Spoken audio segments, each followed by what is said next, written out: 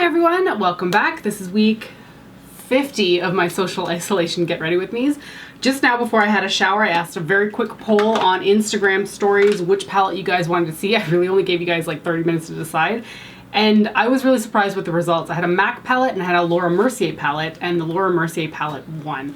I'm shocked because I feel like Laura Mercier is not that well known, and MAC is like one of those conglomerates that just everybody is aware of. So when people chose this, I was really surprised and quite pleased because I realized I've been doing a lot of red eyeshadow looks lately and wanted to do something a little bit different. So this is the Laura Mercier Artist Palette. That's not staying open very well. I got this in 2013 as part of their holiday collection for that year. 2013. Holy smokes, that was 8 years ago. Okay. So I got this in 2013. It was limited edition at the time, but they did relaunch it a few years later as a permanent product. I think it's been discontinued at this point. Most of my like well-loved palettes in my collection are like gone from a lot of brands, but if you were lucky enough to get this one, you know that it's a good one. So that's what we're going to be using today. I know I've told this story before, but the Artist Palette was one of the first few makeup palettes that I gave myself the permission to start spending more money on. And I know that sounds kind of silly, but at the time I was buying a lot of makeup, but I was buying cheap makeup. And it was like, ooh, look how much makeup I've got because I spent a low amount on it, that I could have so many items. But over time, I slowly learned that there is some sense in spending more money on quality items as opposed to spending microscopic amounts of money on a lot of products, and they all turn out to be junk. So that was the year, 2013 was the year that I picked up the Artist Palette and then the Too Faced A Few of My Favorite Things palette. And I was so pleased with those two purchases. And again, I've said this before, but it kind of gave me this sort of like permission to go out and buy more expensive makeup products. And I definitely buy more makeup, obviously, than like the average consumer, I would say. But it was one of those nice things to just discover that if I spent a little bit more money, I'd be overall more content with the products that I was picking up. So that was really nice. Okay, anyway, the Artist Palette. I remember bringing this with me on vacation to New York City and Baltimore when I was visiting some friends one time. And so this was the only palette that I brought, and I was so freaking pleased with it. I knew I liked it anyway, but to bring it for like a solid week or 10 days, you really get quite intimate with a palette and realize just how good it is or how bad it is. And this one was one of the ones that I was just so dead pleased with. So to start this look off, we're gonna take Fresco right here on a fluffy brush. I'm just going to put that through my crease.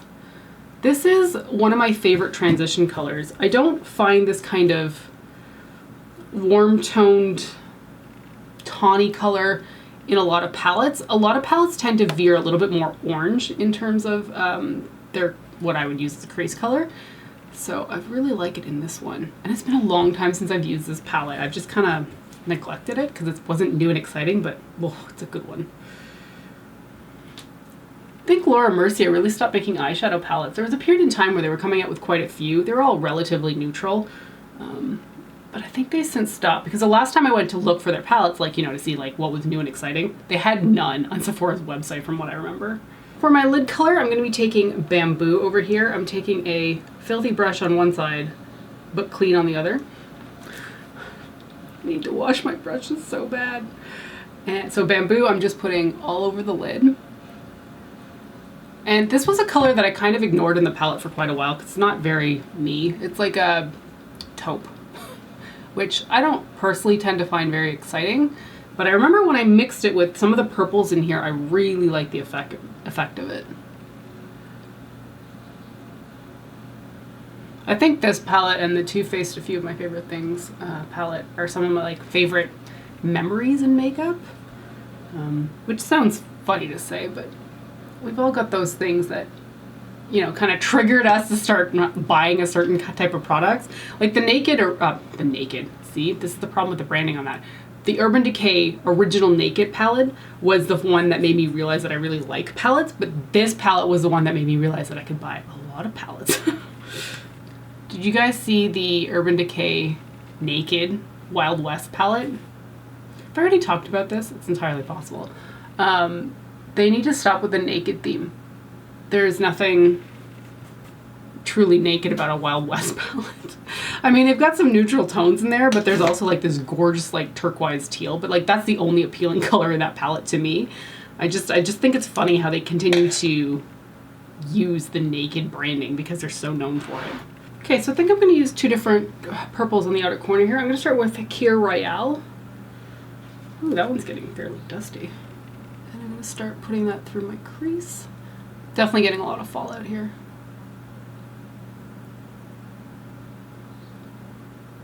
And I'm kind of leaving a gap right there because I want to put a darker purple there.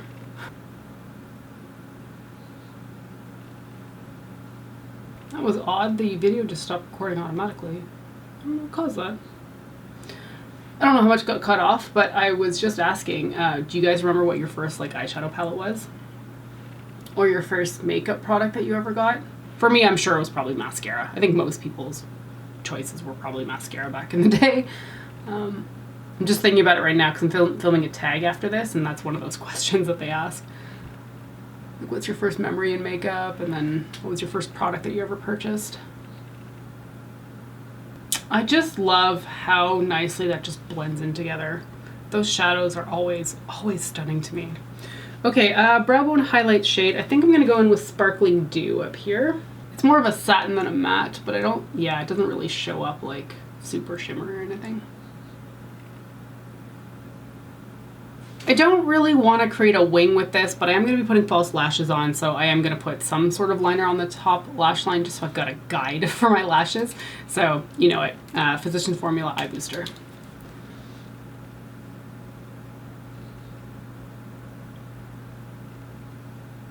Okay, let's do the face before we go back to the eyes. Nothing super exciting here. Still using my Bourjois Healthy Mix Serum Foundation. Kind of wonder if I'm going to get any color this summer. If only to make it more interesting in terms of what foundation I'm using every week. So what's new this week? I feel like my list gets sparser and sparser every week. The only new thing I tried this week was a new video game. I've been playing a lot of WoW, but my friend mentioned trying out Star Wars The Old Republic, which is another MMO. I've only ever played WoW before in terms of MMORPGs, so I don't really know what I'm doing at all. I really like Star Wars though. I was really obsessed with the 4, 5, and 6 movies. I ended up seeing them later on in life. Like I remember seeing Return of the Jedi when I was a little kid and liking the Ewoks and stuff like that, but I had no concept of the storyline until we re-watched them, I think when I was about 11, maybe 10 or 11 years old, and then I became like truly just obsessed. To the point where I was reading all of the extended universe books. Like I have about 50 books over on a shelf down there that are like extended universe Star Wars stories. I don't like the prequels. I do like the newer movies, but I feel like it almost takes some of the magic away of Star Wars from me, because I liked when it felt like, I don't know, like there was less explained about the books and the Force, or less explained about the movies and the Force and all of that kind of stuff. Like I don't like where they've sort of taken Star Wars over the years. Like there's just too much mythos now built in. I liked when it was a little bit more mysterious. And while I really liked the extended universe books because it took the 4, 5, and 6 movies and then extended them with storylines that I was interested in reading about, I don't feel like the movies are telling stories that I'm as interested in as I was back in the day. And some of that may have to do with being very young and impressionable and being excited by this whole new world. And now I'm just like older and like kind of like, oh, I wanted something that I had back then kind of thing. Don't get me wrong, I still like some of the newer movies. I think it was Rogue One that I really liked. But a lot of people point out that they do a lot of fan service to fans now, as opposed to like, you know, trying to create new and unique storylines. And that doesn't necessarily bother me so much. I do like some of the fan service, but I just, in general, I don't tend to like where they're taking the stories. I do really like The Mandalorian, though. I think that's a great, like, branch off of Star Wars itself, because it's not really telling the story of the Skywalkers, for example, or the Jedi Knights, but more of a different story. I haven't finished season 2 yet. I've got 2 episodes left. But one of the things that's really throwing me, I'm not going to use any names, so I'm not going to spoil anything, but one of the things that's really throwing me is that they had said that the extended universe books of Star Wars was no longer canon, was not part of it. I think when Disney took over Lucasfilm, it just was like, nope, this is done. That's something separate. We'll continue to publish those, but they're not part of the canon storyline of Star Wars.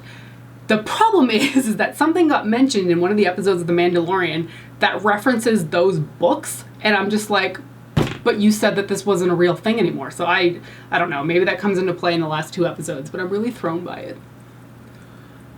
And right now, there's a lot of people out there realizing just how big of a Star Wars fan I am. Or was, rather. I think I was more of a fan back in the day. Now I just sort of consume the storylines kind of casually. Anyway, what was my point with all that? The point was that I was playing Star Wars The Old Republic. And it's kind of similar to WoW, but everything feels very different. And I don't really know what I think of it so far, other than that it feels a little bit weird. That was way more about Star Wars than I thought I was going to talk about. Okay, for bronzer, I pulled out my Fenty bronzer, the Sunstalker one, Into Sun. Usual things here. Nothing new with my bronzer placement. Man, this one is super pale. I don't remember it showing up this lightly before. Probably a good thing. Sometimes I overdo it with the bronzer and I look back on video footage and I'm like, what were you doing? I did dress up as Princess Leia for one Halloween, I think. I probably was, I don't know, I'm gonna guess 12 years old. I wish I had pictures, but I don't think I have them here at the condo. They're probably at my parents'. We used, for Leia's big buns on the side, we used nylons that were braided together. I know her buns are not braided, they're more of a wrap, but that was the only way we could achieve the look. And it's just like these massive chunky things on the sides. It looked pretty good, actually. My mom was pretty ingenious about coming up with some of our Halloween costumes and like how to put them together. Very creative in that respect. Okay, sorry, for blush, I'm using Tarte's Exposed, which is the only blush that I have ever hit pan on. And just popping that on my cheeks. You can honestly tell that I've been playing Star Wars because I started doing like braids in my hair now. I'm easily influenced by hairstyles. Okay, highlighter, I want to kick it back a little bit old school. MAC's Soft and Gentle. And this is like well loved, so you can't really tell until I tilt it, I guess. But look at the divot. That divot in there, that is huge. I find that so exciting. Seeing pan in like highlighters is one of my favorite things.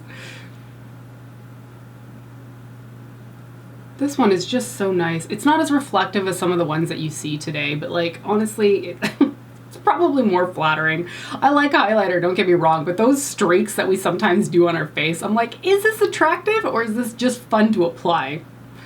I think the answer is it's mostly just fun to apply.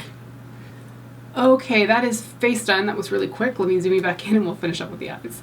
Nothing too wild here. I want to keep it relatively simple. I think I'm going to go in with Kir Royale on a pencil brush and just dab that along my lower lash line. I just want like a haze of color there. I don't want too much. I say that and then it starts falling out and my Kleenex wasn't there. That's annoying. I've recently started curling my eyelashes before putting false lashes on, and I don't really know why. I used to avoid it all the time because I felt like it pushed them up too much and then it was hard to get the lashes on. But I'd say for the last 6 months I've been doing it, and I don't know, it seems to work out just fine. I don't know what I was thinking before. Okay, mascara. I'm using my NYX On The Rise Volume Lift Mascara.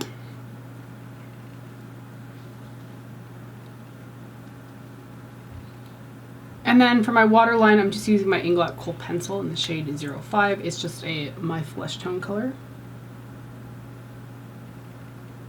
Probably should have done this before I put my mascara on. I don't know what I was thinking this time. And then for false lashes, I'm just using some small ones because I don't want something to take over my eyes. The eyeshadow is actually looking a little bit more intense than I intended. These are the House of Lashes Au Naturales.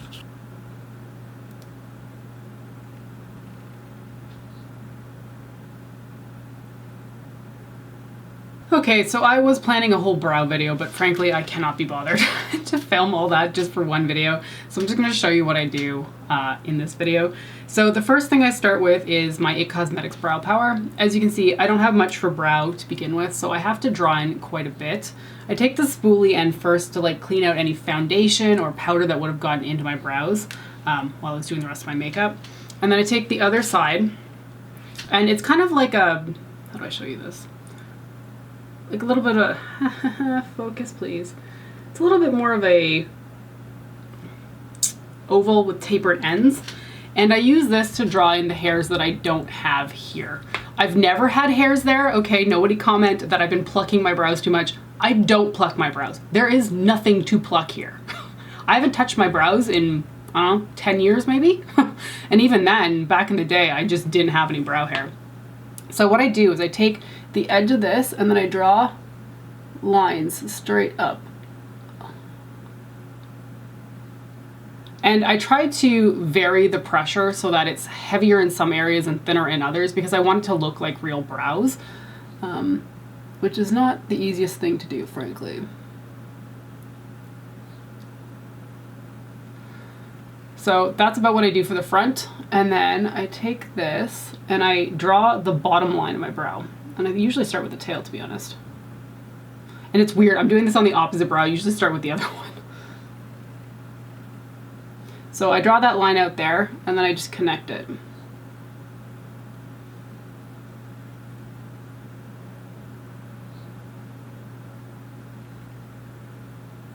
Then I'll repeat on the other side.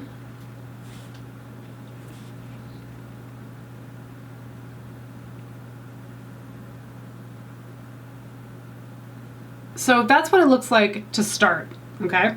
Then I take my NYX Micro Brow or the Benefit one, doesn't really matter. And then I draw in the top part of my brow that's missing.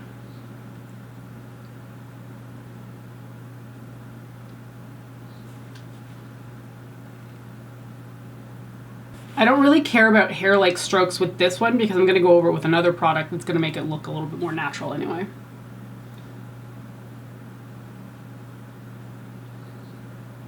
Okay, that's done. The very last step of this is to take my Benefit's Gimme Brow.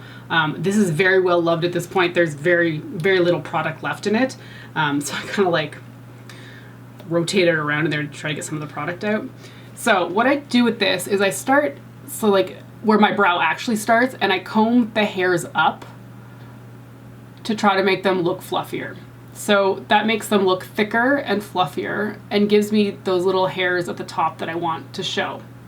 However, the problem becomes that I don't have enough darkness in there. So what I do is I take the little like end that's got a lot of like junk on it still left, and I kind of like try to pick at whatever baby fluff hairs I might have there and try to draw them on and try to like cover them with this product. So some of them are going to be a little bit chunkier, which is fine. And it just kind of thickens them up a little bit. Sometimes I'm actually grabbing like truly blonde hairs, and sometimes I'm literally just drawing it on with this end. So that's good enough for me there. And then repeat on the other side. Pull them straight up.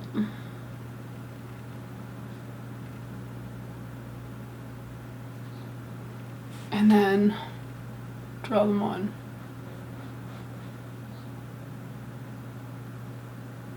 And that for me is how I do my brows. This one looks a little bit blocky. It wasn't intentional. They never look the same every time I do this, so I guess I'll take the spoolie and like try to like get rid of some of that. Yeah, that kind of worked. They look kind of messy up close. Like if you're looking at me like here, you're probably like, oh, that doesn't look that great.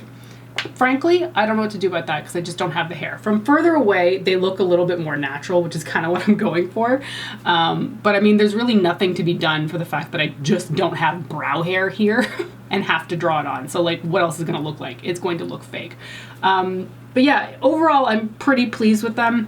I think today they went a little bit askew, but like, that's okay. Stuff happens. I'm not that fussed. Compared to how I used to do my brows back in the day, which were basically just like chunks. I think it's a lot better. But But yeah, that's basically how I do my brows. Hopefully you like them, because I certainly do now. Okay, let's finish it up with the lips. I think I'm just going to be using Max Mare lipstick. Fairly neutral pink. It's so funny. It's a matte lipstick. And I remember when I used to think that Max matte lipsticks were stiff. These are very smooth in comparison to some of the mattes on the market now. And because I am terrible at drawing like perfect lip lines with the actual lipstick, I always go in with a lip brush.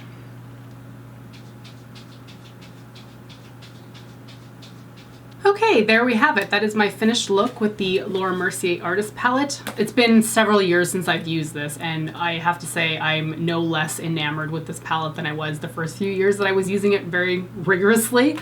It blends seamlessly. It's one of those eyeshadow formulas that just always seems to work, and I'm really happy with how it came out, frankly. If you did get your hands on this, you've got a good one in your collection for sure. Okay, so I'm going to end it there for week 50. Thank you so much for joining me. I hope you're taking care, staying safe, and staying indoors if you're able to. And I will see you next time. Bye.